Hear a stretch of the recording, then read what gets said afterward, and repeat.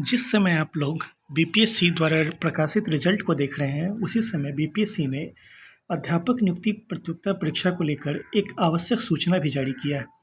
2 page की ये सूचना है और इसमें ही पूरा सार छिपा हुआ है कि किस तरह से प्राथमिक हो या माध्यमिक हो या उच्च माध्यमिक हो, सबके लिए निर्देश यही रहेगा। और आप लोग को ये देखना ज़रूरी है और देखने से ज़्यादा ज़रूरी है समझना कि आखिरकार क्या होने जा रहा है। इसमें एक-एक बिंदु महत्वपूर्ण है, इसलिए हम लोग ऊपर से ही लेकर चलेंगे। जहाँ जिस बिंदु को समझाने की आवश्यकता पड़ेगी, आप लोग को समझाएँगे भी। स्पष्ट रूप से लिखा हुआ है कि विज्ञापन संख्या 26/2023 विद्यालय अध्यापक नियुक्ति प्रतियोगिता परीक्षा का परीक्षाफल इस शर्त के साथ प्रकाशित है कि प्रकाशन के पश्चात प्रशासनिक विभाग के द्वारा नियुक्ति हेतु काउंसलिंग के समय ऑनलाइन आवेदन करते समय समर्पित वांछित शैक्षणिक या प्रशैक्षणिक अर्हता संबंधी प्रमाण पत्रों की जांच उसके मूल प्रति से की जाएगी, जिसमें असफल होने पर उनकी पात्रता एवं परीक्षाफल दोनों ही स्वतः रद्द समझी जाएगी। ये पॉइंट इंपॉर्टेंट है, इसको आप लोगों को समझना है। सीधा सा बात कहा गया है कि जब रिजल्ट जारी हो जा रहा है, जैसे कि आप लोगों ने देखा भी है कि अभी माध्यमिक और उच्च माध्यमिक का रिजल्ट आने वाला है, जिसमें से आज उच्च माध्यमिक का हिंदी का रिजल्ट जारी कर दिया गया है, हिंदी सब्जेक्ट का। धीरे धीरे अब इसी तरह से विषयवार जारी होते रहेंगे और कक्षावार भी जारी होंगे। लेकिन एक बात कि भले आपका रिजल्ट में नाम आ गया है फाइनल रिजल्ट में, लेकिन इससे आपको इस बात की गारंटी नहीं मिल जाती है कि आपकी ज्वाइनिंग पक्की हो गई। क्योंकि एक बार तो आप लोगों ने देखा होगा कि बीपीएससी ने 9वीं 10वीं और 11वीं 12वीं के लिए डॉक्यूमेंट वेरिफिकेशन अपने स्तर पे करवाया था। दूसरी बार डॉक्यूमेंट वेरिफिकेशन शिक्षा विभाग करवाएगा। और आप लोगों ने ये भी देखा कि बीपीएससी ने जो डॉक्यूमेंट वेरिफिकेशन करवाया, उसके बाद आज सुबह से ही जितने भी आपके द्वारा अपलोडेड डॉक्यूमेंट थे, सब पर बीपीएससी का वाटरमार्क और आपका रजिस्ट्रेशन नंबर लिखा हुआ आ रहा है। अब करना ये है कि जब डॉक्यूमेंट वेरिफिकेशन शिक्षा विभाग करेगा, तो आपको वही वाटरमार्क वाला लोगो, जिस पे बीपीएससी का लोगो लगा हुआ है, स्पष्ट रूप से समझ जाइए। आपको डॉक्यूमेंट वेरिफिकेशन जब आप शिक्षा विभाग में करवाने जाइएगा ज्वाइनिंग के समय, तो आपको वही डॉक्यूमेंट वहाँ प्रस्तुत करना है जिस पर बीपीएससी का लोगो लगा हो और आपका रजिस्ट्रेशन नंबर लिखा हुआ हो। जो अभी आप लोग जो डाउनलोड कर रहे हैं वेबसाइट से, तो सुबह से तो उस पे ये लोगो लगा हुआ आ रहा है। इस बात को आप लोग अब स्पष्ट रूप से समझ गए होंगे। इसके अलावा अगर कोई अभ्यर्थी बाहर से किसी भी तरह का कोई भी डॉक्यूमेंट देने का प्रयास करता है, तो यह फर्जी माना जाएगा और यह स्वीकार नहीं होगा। यह बात इसमें लिखा हुआ है आगे। देखिए, इसका जो दूसरा पैराग्राफ है, इसमें ये बात लिखा हुआ है कि इसलिए आवश्यक है कि अभ्यर्थियों द्वारा ऑनलाइन फॉर्म भरते समय अपलोड किए गए कागजात या दस्तावेज को डाउनलोड कर सत्यापन के समय सक्षम प्राधिकार या प्रशासनिक विभाग के समक्ष उपस्थापित करेंगे। अभ्यर्थियों द्वारा अपलोड किए गए सभी दस्तावेज पर डाउनलोड करने पर उसमें स्वतः रजिस्ट्रेशन सहित वाटरमार्क अंकित रहेगा। ठीक है, ये बात आपको ध्यान में रखना है कि वही डॉक्यूमेंट ज्वाइनिंग के समय देना है जो आपने अपलोड किया था, और उसके बाद उस पे बीपीएससी का लोगो होना चाहिए और बीपीएससी का वाटरमार्क होना चाहिए। इसके अलावा अगर कोई भी डॉक्यूमेंट आप देने का प्रयास करते हैं कहीं भी, तो वह मान्य नहीं होगा। तीसरे पैराग्राफ में इसके लिखा है, अतः उक्त परीक्षा से संबंधित सशर्त रूप से सफल अभ्यर्थियों को सूचित किया जाता है कि ऑनलाइन आवेदन करते समय ऐसा कोई वांछित शैक्षिक या प्रशैक्षणिक या अर्हता संबंधित प्रमाण पत्र आयोग के पोर्टल पर अपलोड नहीं किया गया हो, तो वैसे अभ्यर्थी राजपत्रित पदाधिकारी से दस्तावेजों को सत्यापित कर पुनः शिक्षा विभाग बिहार पटना द्वारा निर्धारित तिथि तक आयोग के पोर्टल पर अपलोड करेंगे। पुनः आयोग के पोर्टल से वांछित प्रमाण पत्रों को डाउनलोड कर जिस पर आयोग का वाटरमार्क होगा, प्रशासनिक विभाग के द्वारा आयोजित काउंसलिंग में प्रस्तुत करेंगे।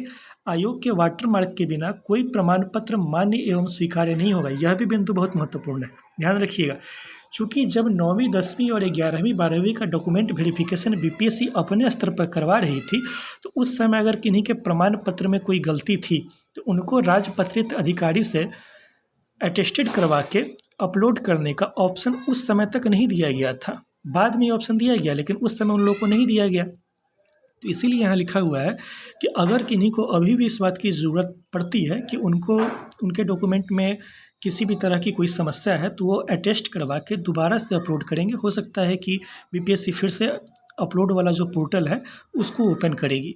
और जब आप दोबारा अपलोड करिएगा, ध्यान रखिए ये सारे निर्देश फिलहाल तो कक्षा 11-12 के हिसाब से लिखे गए हैं, लेकिन इनको देख के ऐसा लग रहा है कि भविष्य में 9, 10 और 1 से 5 के लिए भी ऐसे ही निर्देश दिए जाएंगे।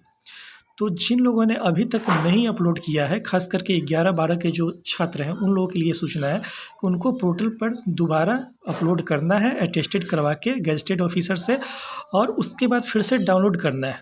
जब आप डाउनलोड करेंगे तो उस पर बीपीएससी का लोगो होगा और आपका रजिस्ट्रेशन नंबर लिखा होगा। इसको ले जाकर ही शिक्षा विभाग में जहाँ पर आपका काउंसलिंग निर्धारित होगा वहाँ पे काउंसलिंग करवाना है। अगर इस प्रक्रिया का पालन नहीं करते हैं तब आपका मान्य नहीं होगा। जिनको किसी भी तरीके से दोबारा अपलोड करने की ज़रूरत नहीं है, जिनका प्रमाण पत्र पहले से ही सही है, वो चुपचाप अपना पुराना वाला जो अपलोड किए थे उसको डाउनलोड कर लीजिए। और उसके बाद आपका नाम अगर लिस्ट में आया है तो जहां आपको बुलाया जाएगा वहां पे आप जाके अपना डॉक्यूमेंट वेरिफिकेशन शिक्षा विभाग में करवा सकते हैं। चौथे पैराग्राफ में जो है ये यहाँ पर लिखा हुआ है, दिव्यांग जो अभ्यर्थी हैं उनके लिए सभी दिव्यांग अभ्यर्थी की दिव्यांगता की जांच सक्षम medical college, hospital, IGIMS, AIIMS से कराई जाएगी, चाहे वे दिव्यांगता के लाभ लिए बिना ही गुणागुण के आधार पर ही क्यों नहीं सफल घोषित हो जाते हैं।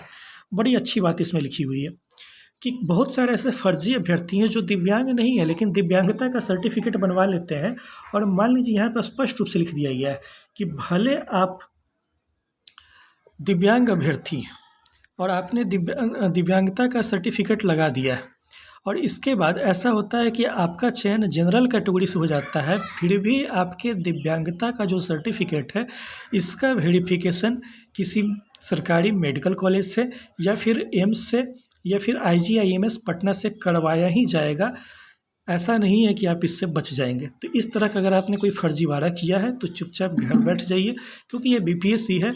आज छोड़िए 5 साल 10 साल पूरे सर्विस पीरियड में आपको रगेदा जाएगा।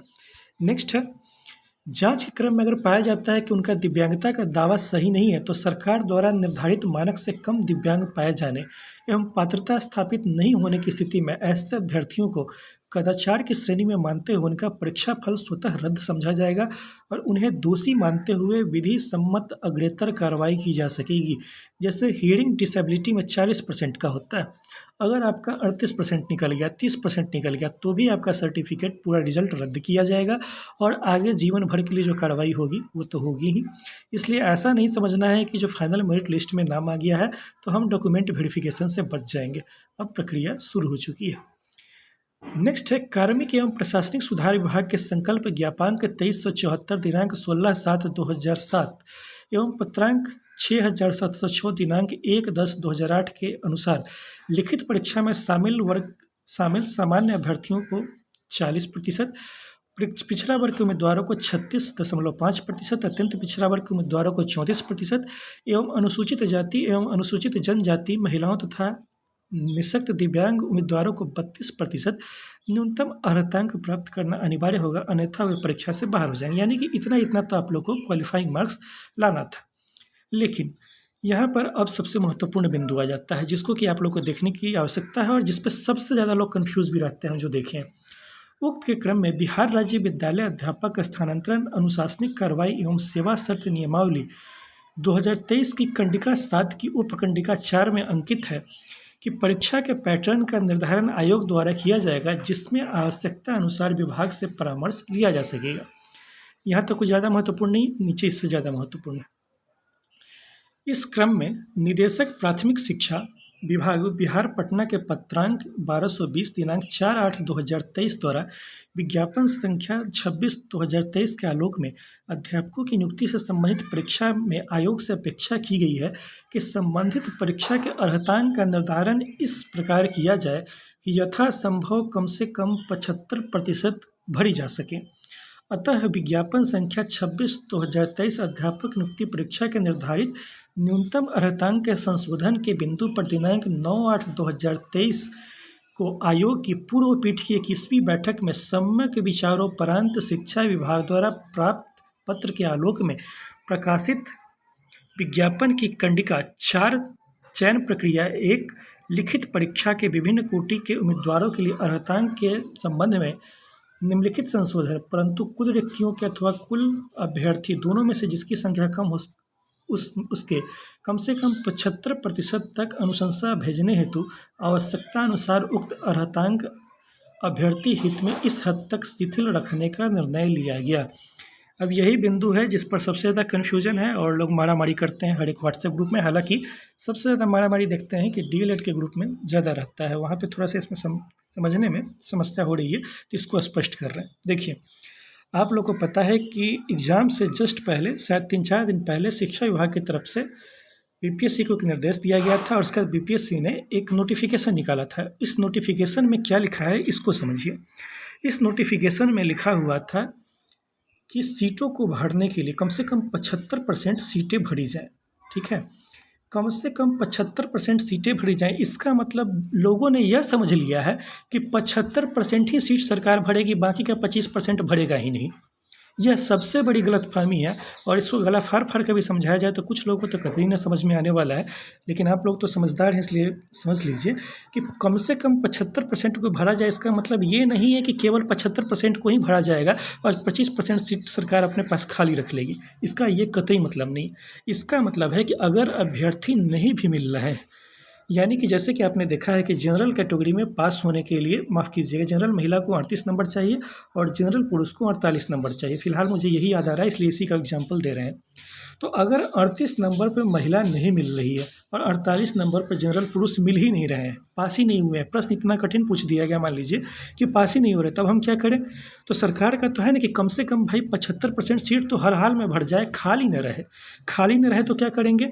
अब हम ये जो 38 का बैरियर है, 38 का पैमाना है महिला के लिए, इस पैमाने को तोड़ देंगे और 37, 36, 35, 34, 32 उस सीमा तक ले जाएंगे जिस सीमा तक हमको कम से कम 75% सीट तो हर हाल में भर जाए। मान लीजिए कि 32 अंक पर हमको इतने अभ्यर्थी मिल गए कि कुल रिक्ति का 75% मेरा भर गया, तो बस वहीं पर 32 अंक पर रोक दिया जाएगा। इस केस में 25% सीट स्वाभाविक बात है कि बच जाएगा सरकार के पास। लेकिन इस केस में अगर मान लीजिए कि केस ऐसा हो कि 38 के ऊपर ही इतनी महिलाएं मिल गई कि जितने भी सीट हैं 100% सीट 38 से ऊपर अंक वाली महिलाओं से भर गया, तब कट ऑफ डाउन करने की ज़रूरत ही नहीं है। यही रूल हर एक कैटेगरी में लागू होगा, इसलिए आप लोग को ध्यान में रखिएगा। पहला कि लोगों में जो ये कन्फ्यूजन है कि केवल 75% ही सीट भरी जाएंगी, ये गलत है, ऐसा नहीं होने वाला है। 75% सीट केवल उस केस में रखा गया है जहां अभ्यर्थी मिल ही नहीं रहे हैं, तो वहां कट ऑफ डाउन करके 75% सीट भरने की बात कही गई है। हालांकि मुझे ऐसा लगता है कि यह स्थिति कक्षा 11, 12 और 9, 10 में आएगी, लेकिन 1 से 5 में ऐसी स्थिति आ पड़ेगी चूँकि अभ्यर्थियों की संख्या बेहद ज़्यादा है। केवल अगर डीएलएड भी रहे तो भी ऐसी स्थिति कक्षा 1 से 5 में आएगी, इस पर मुझे थोड़ा सा संदेह।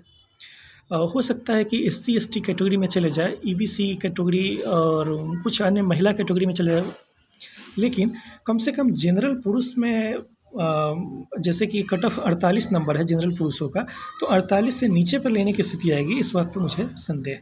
तो अगर वीडियो पसंद आया तो वीडियो को लाइक कीजिए, चैनल को सब्सक्राइब कीजिए। फिर से मुलाकात होगी नेक्स्ट वीडियो में, तब तक के लिए धन्यवाद, थैंक यू।